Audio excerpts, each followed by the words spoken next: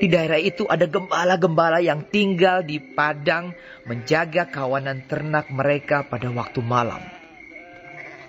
Tiba-tiba berdirilah seorang malaikat Tuhan di dekat mereka, dan kemuliaan Tuhan bersinar meliputi mereka dan mereka sangat ketakutan. Lalu kata malaikat itu kepada mereka, "Jangan takut, sebab sesungguhnya aku memberitakan kepadamu kesukaan besar untuk seluruh bangsa. Hari ini telah lahir bagimu juru selamat, yaitu Kristus, Tuhan, di kota Daud. Dan inilah tandanya bagimu. Kamu akan menjumpai seorang bayi dibungkus dengan lampin dan terbaring di dalam palungan." Dan tiba-tiba tampaklah bersama-sama dengan malaikat itu sejumlah besar bala tentara sorga yang memuji Allah. Katanya, "Kemuliaan bagi Allah di kemuliaan tinggi, dan damai sejahtera di bumi, di antara manusia yang berkenan kepadanya." Setelah malaikat-malaikat itu meninggalkan mereka dan kembali ke sorga, gembala-gembala itu berkata seorang kepada yang lain, "Marilah kita pergi ke Betlehem untuk melihat apa yang terjadi di sana, seperti yang diberitahukan Tuhan kepada kita."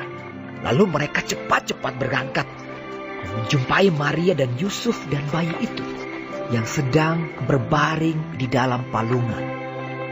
Dan ketika mereka melihatnya, mereka memberitahukan apa yang telah dikatakan kepada mereka tentang anak itu. Dan semua orang yang mendengarnya heran tentang apa yang dikatakan gembala-gembala itu kepada mereka. Tetapi Maria menyimpan segala perkara itu di dalam hatinya dan merenungkannya. Maka kembalilah gembala-gembala itu sambil memuji dan memuliakan Allah, karena segala sesuatu yang mereka dengar dan mereka lihat, semuanya sesuai dengan apa yang telah dikatakan kepada mereka. Shalom saudara. Mana yang lebih meriah? Perayaan Natal atau perayaan Paskah? Pasti kita semua menjawab bahwa perayaan Natal lah yang lebih meriah. Karena seolah di dalam perayaan Natal, dunia ikut merayakan dengan ornamen-ornamen Natal di mal, lagu-lagu Natal yang diputar, dan itu sudah dimulai sejak hari pertama di bulan Desember. Situasi ini, saudara, sangat berbanding terbalik dengan perayaan Paskah. Karena justru perayaan Paskah dimulai dengan berdoa dan berpuasa. Bagaimana perayaan Natal perdana di dalam Alkitab? Natal perdana di dalam Alkitab justru low budget, tidak glamor, bahkan terkesan sangat sederhana. Kembali Allah melakukan yang mengejutkan dan nampak begitu ironis, karena berita tentang telah dipenuhinya janji akbar dalam perjanjian lama akan kedatangan Sang Mesias yang sebenarnya adalah sukacita nasional dari umat Tuhan, disampaikan bukan kepada raja, bukan kepada menteri, bukan kepada mahkamah agama, bukan kepada orang Farisi dan ahli Taurat maupun orang Saduki, tetapi justru disampaikan kepada para gembala. Bahkan saudara, kemuliaan Allah pun meliputi mereka pada saat itu, dan itu diberikan kepada para gembala, bukan para imam ataupun para rohaniawan yang lainnya. Saudaraku, bagi masyarakat Yahudi pada waktu itu, menjadi gembala upahan, orang yang menggembalakan ternak hewan milik orang lain sebenarnya adalah salah satu pekerjaan paling rendah. Memang pada masa Perjanjian Lama, gembala adalah profesi yang bergengsi karena Abraham, Ishak, Yakub, Daud adalah seorang gembala. Namun tidak demikian dengan gembala pada masa Perjanjian Baru. Seiring berjalannya waktu, saudara, gembala bukan lagi pekerjaan yang istimewa. Karena adanya beberapa gembala yang sering meninggalkan domba-dombanya jika ada binatang buas. Maka sekarang semua gembala mendapat label sebagai orang yang tidak bisa dipercaya. Sekalipun realitanya tidak semua gembala seperti itu. Secara sosial, mereka juga dianggap sebagai kelompok masyarakat yang rendah, tidak terpelajar, dan kasar, karena hidupnya lebih banyak bersama domba daripada manusia. Mereka juga dianggap sebagai kelompok orang yang hina, kotor, dan tidak kudus, karena sudah pasti tidak mampu menaati hukum Taurat, karena hidupnya lebih banyak di padang belantara. Saking hinanya, saudara, salah satu hukum lisan yang berkembang pada saat itu menyatakan bahwa tidak seorang pun perlu merasa wajib menolong seorang gembala yang jatuh dalam sumur. Betapa hidup mereka sangat menderita. Sudah bayaran sedikit, tuntutan selangit, masih ditambah dengan label tidak dipercaya, rendah, tidak terpelajar, kasar, hina, kotor, tidak kudus.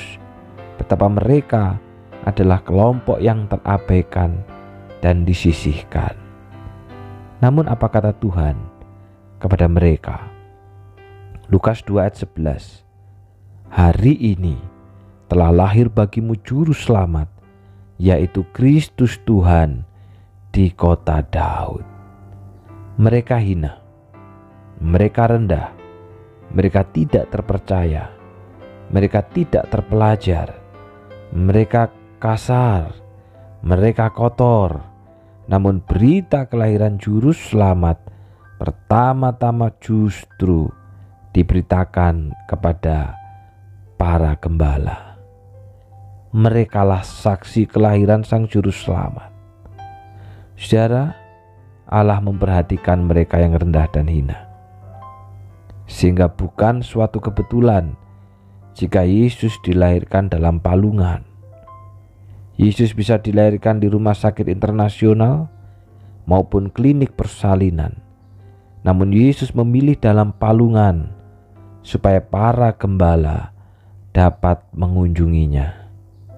Allah memperhatikan para gembala yang zaman itu diabaikan dan disisihkan. Apa yang dianggap hina oleh manusia ternyata mulia di mata Allah. Apa yang dianggap tidak berarti oleh manusia ternyata justru Allah kasihi. Saudaraku, menyaksikan kabar sukacita kelahiran Yesus tidak mengubahkan para gembala menjadi seorang pengusaha wol yang sukses. Menyaksikan kabar sukacita kelahiran Yesus tidak mengubahkan para gembala menjadi orang kaya dan tidak susah lagi. Tetapi saudara, ada yang berubah dari para gembala. Pertemuannya dengan bayi Yesus, pertemuannya dengan juru selamat, ada yang merubah dari para gembala ini. Apa yang berubah? Yang berubah bukan kesulitannya, yang berubah bukan penderitaannya, yang berubah bukan cacian yang diterima, tetapi yang berubah adalah kalau mereka awalnya lelah dan tidak berpengharapan, kini berubah menjadi gembala yang penuh sukacita karena punya pengharapan di dalam Yesus. Kelahiran Yesus menjadi pengharapan bagi setiap manusia. Kelahiran Yesus juga memberikan pengharapan bagi yang putus asa. Perbedaan status bukanlah hambatan bagi manusia untuk menerima kelahiran Kristus dan untuk memperoleh pengharapan di dalamnya.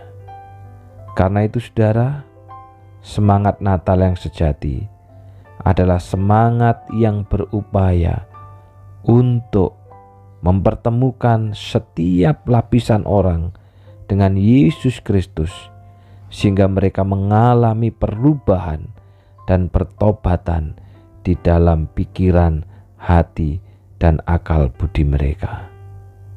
Sudahkah kita mengalami perjumpaan pribadi sehingga kita mengalami perubahan seperti gembala, dari yang tidak berpengharapan menjadi berpengharapan? Tuhan memberkati. Kita berdoa. Bapa yang di surga, kami pada saat ini bersyukur Tuhan karena firman-Mu kembali mengingatkan kami bahwa terkadang dalam hidup ada begitu banyak hal yang membuat kami tidak berpengharapan. Sekalipun bertahun-tahun kami merayakan Natal, tetapi tidak ada perubahan dalam diri kami karena pertemuan kami bukan secara rohani. Karena itu tolonglah kami ya Bapa, supaya kami mengalami perjumpaan secara pribadi dengan Tuhan, sehingga kelahiran Tuhan itu membawa perubahan bagi kami. Kami yang tidak berpengharapan, kami menjadi punya pengharapan. Kami yang putus asa, kami menjadi sukacita. Kami yang tidak tahu kami harus berjalan kemana, kami sekarang berada di dalam jalan Tuhan. Peringatan Natal, peringatan kelahiran harus membawa perubahan dan pertobatan di dalam hidup kami. Itulah perjumpaan yang sejati dengan Tuhan.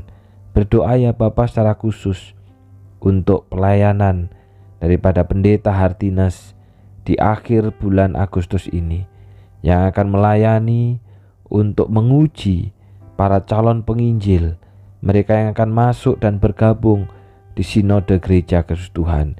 Kiranya Tuhan menolong Pendeta Hartinus dalam perjalanan dari sini sampai ke Lawang, mengikuti setiap acaranya, bahkan ketika menguji para calon hamba Tuhan ini, biarlah kiranya hikmat Tuhan yang menyertai. Demikian juga perjalanannya kembali ke Banyuwangi, Allah sendiri juga yang akan menyertainya. Terima kasih Bapa, inilah doa dan permohonan kami. Di dalam nama Tuhan Yesus kami sudah berdoa. Amin. Selamat pagi, Tuhan memberkati.